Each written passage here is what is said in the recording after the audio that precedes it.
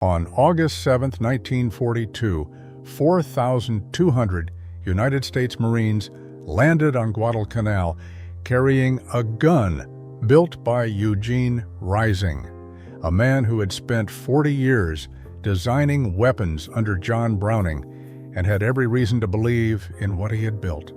Within weeks, a Marine commander who had just held a ridge against 3,000 Japanese troops reportedly ordered every Reising thrown into the Lunga River and told his men to draw bolt-action rifles from 1903 instead.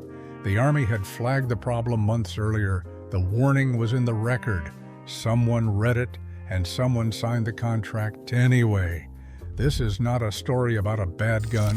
It is a story about the distance between a clean range and a jungle, and between the men who make decisions at desks and the men who carry those decisions into combat.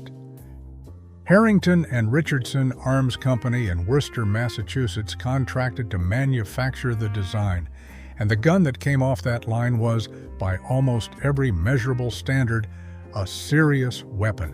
Where the Thompson fired from an open bolt, the Reising used a closed-bolt, delayed blowback mechanism that virtually no other submachine gun of the era shared. It weighed about 6.5 pounds, unloaded against the Thompson's 10. At $62 per unit versus $200 for the Thompson, the Reising was not just lighter, it was a bargain. A Marine instructor at Quantico, picking up both guns side by side, would have felt the difference before he fired a single round.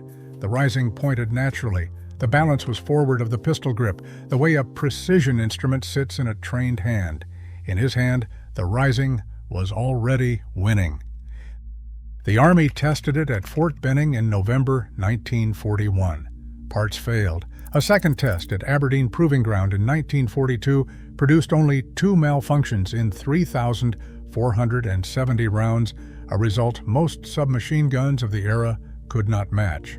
The Army still passed on it, noting in the official record that the Reising required constant cleaning under dirty conditions. That was not a minor footnote. It was the central finding of the evaluation, a conditional stamp on a gun being considered for combat. The Army read it and declined. The Marine Corps tested it at Quantico in late 1941 and found it acceptable when maintained to standards. They adopted it in early 1942, designating it Limited Standard.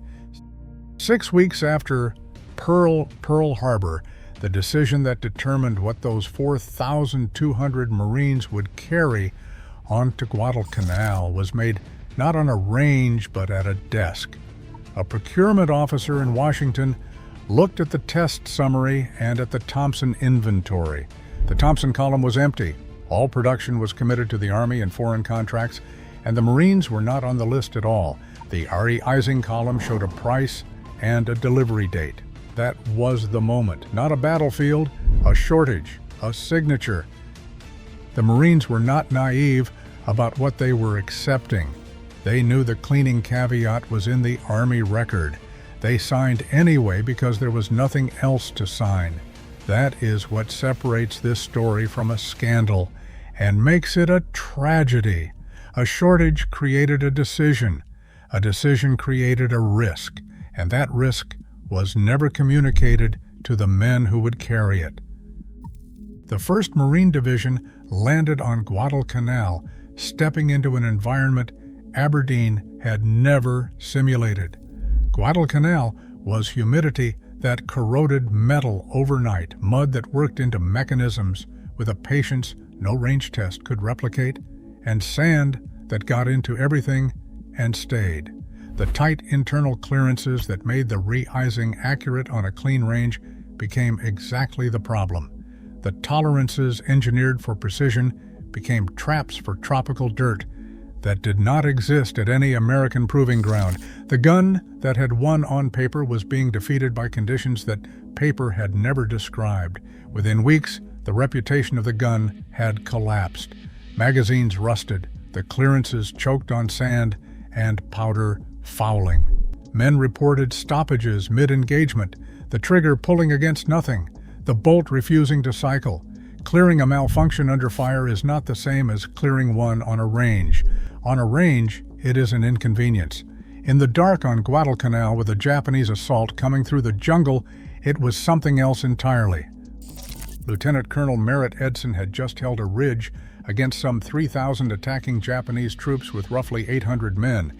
He reportedly ordered the Reisings thrown into the Lunga River and told his Marines to draw Springfield 1903 bolt-action rifles instead.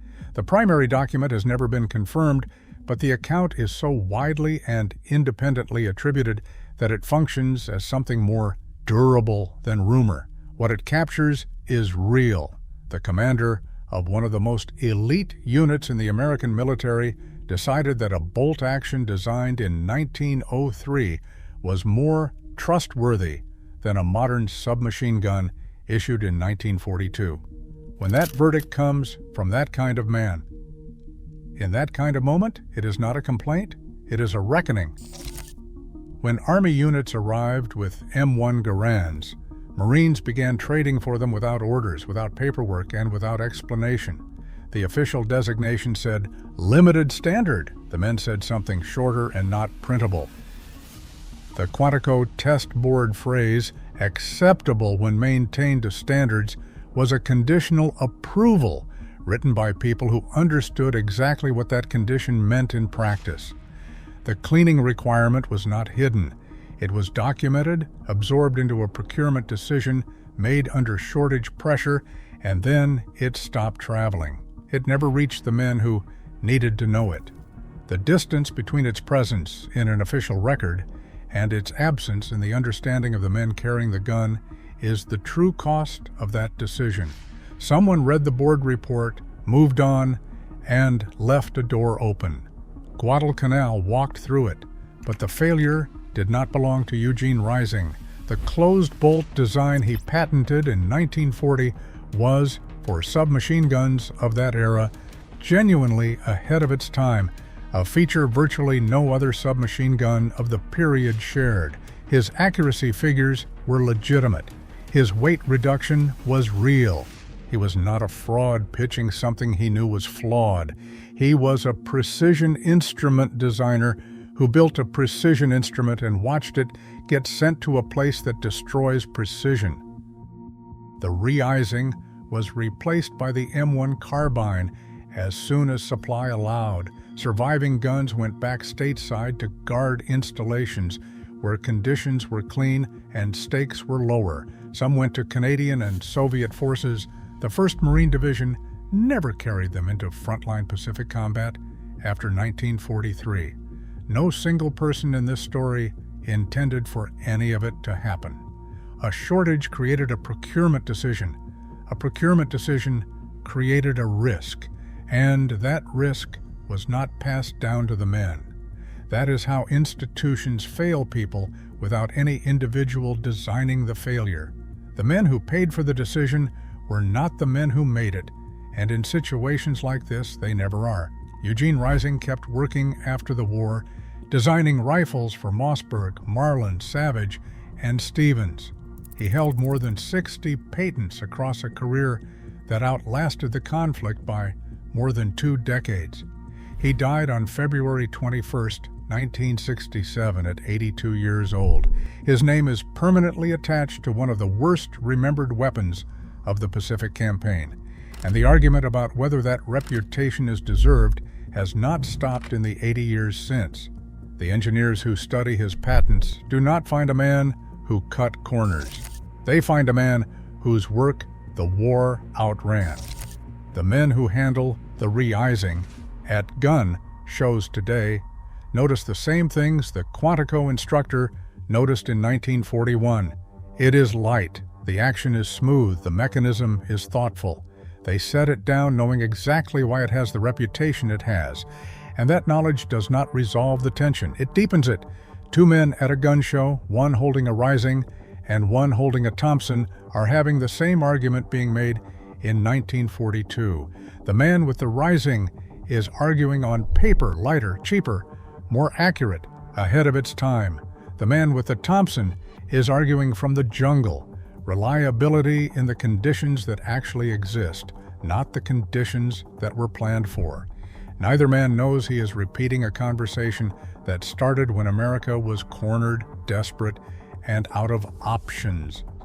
Subscribe and tell me in the comments what you would have done. You are the procurement officer in Washington in January 1942. The Thompson column is empty. The Marine ship in 6 months. The Reising column has a price, a delivery date, and a note that says constant cleaning required in dirty conditions. What do you sign? The men who got it wrong were not foolish. They were desperate. And there is a difference.